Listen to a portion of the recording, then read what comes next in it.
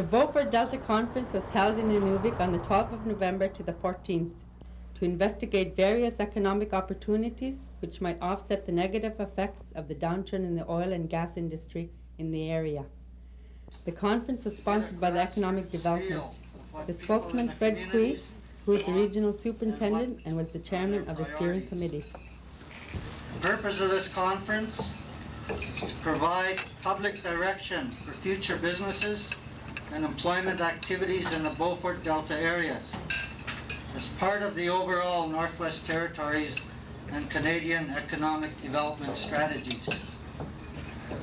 The main goal of the conference is to identify new projects and to establish priorities on these. In your conference packages, several projects have been identified. In the next 2 days, you can add or expound on these. All and any suggestions are welcome. The emphasis is on new projects that will increase local business and employment opportunities and ensure long-term benefits from available investment sources. I believe that local enterprises are one of the keys to successful project development. Therefore, you business people, both new and old, are encouraged to participate fully during the upcoming workshops. We have chosen the workshop format to try and get maximum input and discussion by all participants. We have also provided project listings to create an awareness of what is available. To the left here, There were 113 participants from surrounding communities and 55 resource people from various businesses. They were organized into 6 workshops, which concentrated on harvesting, processing, resources, travel, services, and training. They began with harvesting, which was coordinated by Roy Goose. Well, for big game hunting, it's fairly specialized area. You know, we put our number of animals aside we'd like to see bought up as sport hunts. We realize that one polar bear sold as a sport hunt would stimulate the economic activity in each community, but there's only X number of people that could apply for, that could put their energies towards buying a polar bear sport hunt. And most of our hunters are from the lower 49, and they pay us a few $1,000s anyway for a sport hunt. We give them 2 weeks to do the hunt, to complete the hunt. Whether they're successful or not, they take the tag and that experience back to their homes. There's a set limit. I mean, there's a limitation to the number of sports hunters that can be allowed into the country to take polar bear. I mean, we're regulated by first of all the GNWD, the international bodies that deal with establishing quotas. I mean, we have our limitations. That is the real issue we should be addressing here. I mean, the question of 71 is a number that can be raised in the air. I mean, we look for 100. I mean, why not go for it? It's a matter of pressing the government, who are the regulatory agencies, to act on this issue. Recently, you might recall, there were a couple of articles in News North that alluded to the Travel Industry Association wanting to get fully involved in the training of guides and in the marketing. Now, the way we see it is that the hunters and trappers in specific communities should be the ones responsible for the establishing of quotas and the handling of their harvesting. If they do that, That's just some concerns that were brought up by the people who attended the first workshop. The next to go on was processing, which was chaired by Bertha Allen. One of my biggest love is the traditional arts and crafts of this region. And like I say, we're going to be discussing that. I'm not going to allow that to be the first one on the agenda, but I will certainly discuss it in depth with the producers who really rely on this industry. A lot of our arts and crafts producers supplement their family income with their arts and crafts. We will never ever get rich, but it's about time now that we did something on the regional level, and that it's about time now that we got moral and financial support to do such a thing as this. The industry really goes hand in hand with harvesting of our wildlife. The name is Jim Ratty. I'm from Tuya, Northwest Territories. I'm a bone carver and a sculptor. I've been doing this type of work for the past 10 years.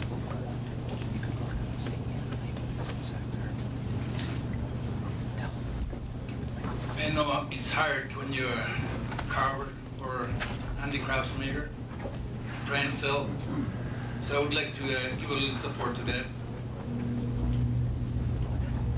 This past 10 years in carving, like I just mentioned, I find out No, I didn't get them. the best way to sell a carving is not through the Northern Image or through the shops, Hudson Bay stores and stuff like that. The tourist doesn't really go for that. But the tourists like to buy the carvings right from the carver. Another subject that came up was that they put up a dome-shaped building in Inuvik. There people can work on their arts and crafts and could also sell them. They said at the conference that it would also be a tourist attraction. Want to see more tourism in Northwest Territories, why not build a dome, old cultural building for the at Inuvik here? Build a dome. The fashion of the snow house. This way we can have the elder people in there showing every time the tourists come. We'll have all kind of goodies that have been put out from the arts and crafts there, and plus with the interpreters. You know, we could charge so much for the entrance. If we get this dome in Northwest Territories, that will be an answer for the Northwest Territories and all over that. This way, for sure, it's going to cost. We know it's going to cost a lot of money. It's going to be about $1 million, by the way you think about it. But it's going to be worth it, because this way we can try to get the tourism out of the Yellowknife, get them out of their brain to Inuvik, as long as we build this dome. Inuvik culture, plus Inuvik is going to be there, plus with the interpreter, plus we'll have all the art and crafts in there. You know, that's the thing people approach. Never mind the small talks anymore. Build Inuvik culture in Northwest Territories here, based at Inuvik. After processing, resources was chaired by Greg Kamermi. He opened the workshop by telling the people that resources is more than just oil and gas, but that's just what the workshop was mostly concerned about. It's a well-learned lesson not to put all your eggs into a basket. And that's a lesson that I don't want to hear a hell of a lot of excuses of why this shouldn't have been done. Why couldn't the government continue PIP grants? Why couldn't the government continue giving Gulf and Esso a blank check to do whatever they wanted in the Beaufort? And I think the time now is to look at the reality. It's happened too bad. Now, how can we make the best of it? How can we start looking back into smaller communities like McPherson? How can we identify projects that will in fact have long-term effects that are positively affecting people's lives. Instead of just looking at our dollar value and making sure we're gaining enough interest on our savings account, or we're beating our interim finances to build our businesses up. I think with people in the industry, with your experience with this whole fiasco that took place and the bottom fell out, I think we can get something together. In the midst of probably extremely limited Beaufort activity and a serious drop in price, I think that we see a way to move towards some limited exploration activity in the Mackenzie Valley, in the areas that companies see as more economically feasible during the present state. The main topics on this workshop was on oil and gas productions and the construction of a small refinery to supply fuels to the businesses and communities of the Beaufort Delta region. Although there is more resources than oil and gas, there were no concerns for others such as gravel, which is widely used natural resource in the north. The next subject on the agenda was travel, which was coordinated by Ken Snyder. I thought I would just take a stab at introducing the subject as I see it, and I may be suspected of being maybe more interested in some things than others, and we'll try to kick it off. As I see, when people talk about the tourist industry or the visitor industry or the hospitality industry, I think we should have a context that we're talking about renewable resources, but as soon as I say the word renewable resources, I think people think about catching polar bears and things like that. But I still think people should talk about tourism as a renewable resource, because visitors can come to communities, they can spend their money, they can leave. Hopefully the community would still be there. Hopefully the tourist would go back, or the visitor could go back to where he came from, tell other people about the experience of friendly people, and there would be a repeat of people coming back and taking part in that service for years and years and years, and that's what I would call renewable resources. I think you could deplete the beavers out of the delta, and that wouldn't be called a renewable resource unless you were really careful that they were protected. One of the things that we tend to forget in looking at tourism is that there's 10 more months of the year besides July and August. 10 more months in which a lot of things go on in this region. We have one of the most beautiful springs that you get anywhere in North America. And certainly the communities celebrate that with a whole series of festivals in each place, a whole series of events going on. And this tends to be forgotten in all of the tourism promotion. Some of the problem that seems to exist with tourism is it's very well suited to this small organizations, small companies, and it doesn't involve, a lot of cases, a lot of capital output. Sometimes the local trappers and hunters have outfits already that can be used to get tourists around once they get to town. But they've got to put together some sort of organized package so that somebody that gets to town knows what's available, whether it's a skidoo trip or a dog team ride or a boat trip out to a whaling camp. I fly for Aclac Air, and I'm not here under any sanction for them. But if some local people were to come to us with ideas for tours, or I'm sure to Freddie, then we'd certainly love to have those kind of options open. But it has to be individuals or organizations coming up with some sort of plans for something, saying that, hey, we're out here. If you want to come out with some tourists, let's make a deal. You can charge them a surcharge, or tell them to bring us out something when they come, just to get something started. And I think that if we're going to get very serious about tourism, I think we have to look at the people that's going to be delivering it. And I, for one, I think I get a lot of support for this, is that I don't think the present Department of Economic Development can administered tourism or find the time to really get serious about it. I think that perhaps a Department of Tourism should be formed at the territorial level, because there's a lot of work involved. And if it's left under the present system, it's not going to work. It's not going to be to the benefit of the people here in this area and for the Northwest Territories for that matter. The major part of this workshop concentrated on tourism and transportation. The small airline companies decided that it would be appropriate to set up tour package for tourists who are interested in visiting smaller communities in the Delta. After travel came the service workshop led by Vicky Boudreau. The services sector in the NWT encompasses the widest field of this conference. There are aspects of it that relate to resource development, both renewable and non-renewable, tourism and travel area, construction, contracts, training, and retail sales. Our challenge this morning is to identify those areas in which we feel the government can assist to improve the overall economy of this region. If DP were a hamlet now and we've had to negotiate for some buildings to be turned over to the hamlet, DPW needs more space. Funds will be found to get them that space, to renovate places if need be. We talk about leases and turn over a few buildings to someone else, give it to some business people around the table here who could make some money out of it.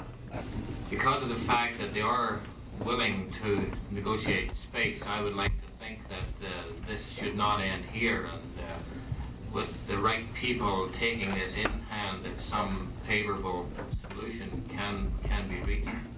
One more positive one I know, I believe I indicated it too, in the move to hamlet status with the housing officers moving out of the N.H.E. Roberts Centre, they were willing to negotiate space, and they do have, they would be able to commit funding on a long-term basis.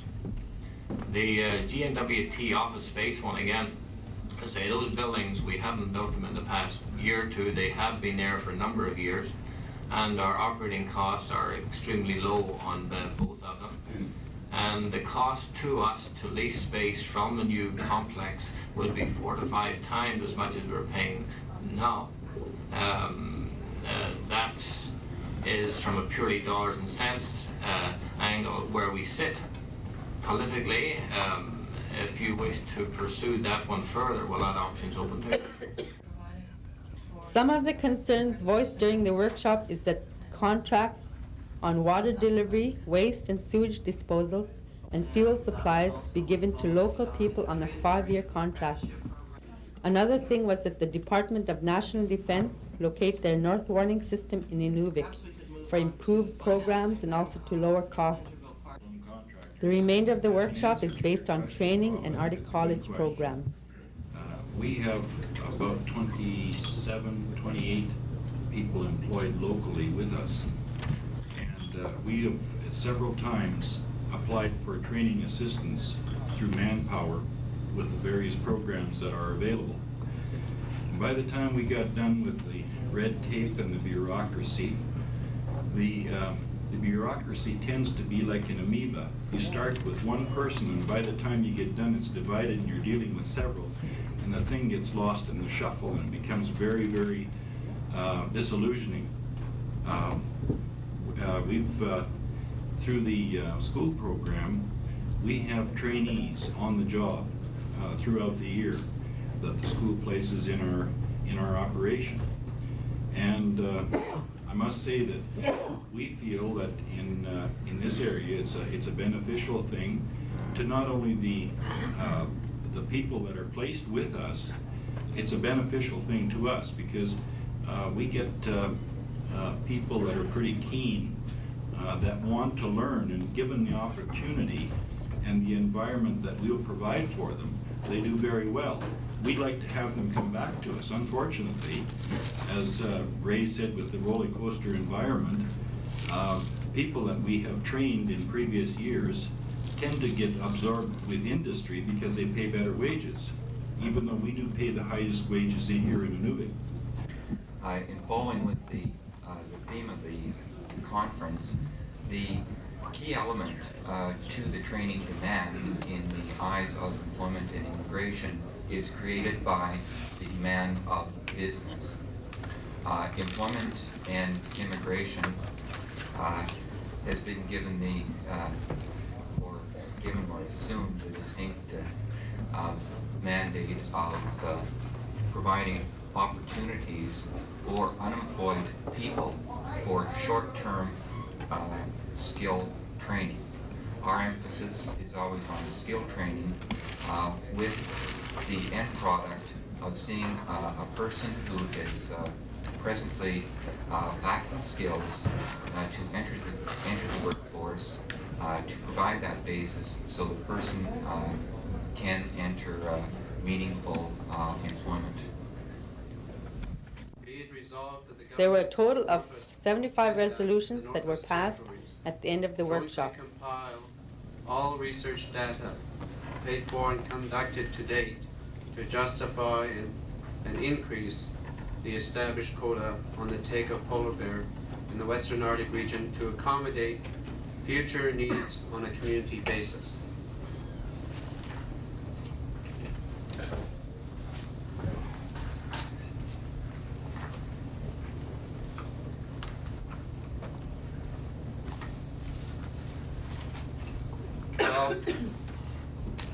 Be it resolved that the good work started at Expo 86 by the Government of the Northwest Territories be continued with similar displays and performances at international fur auctions in southern Canada and at the international level. Fred Quee, the chairman of the conference, closed with these words. I'd like to thank the ladies who put up the fashion show. I'd like to thank the groups that put the displays up in this room and in the coffee room. I'd like to thank Ulu Foods and Cease for the bannock and all the other snacks. It was delicious. I think I'd also like to thank the Finto staff for the excellent meals and the conference facilities. As Richard mentioned, this report will be written and submitted to the Minister of Economic Development and Tourism, who in turn will consolidate all the reports from all the conferences that were held across the territories and present one report to the Legislative Assembly. The copy of the report that is going to be sent from here to the Minister will be sent to all you registrants. Again, personally, I thank you all for making this a success. Thank you.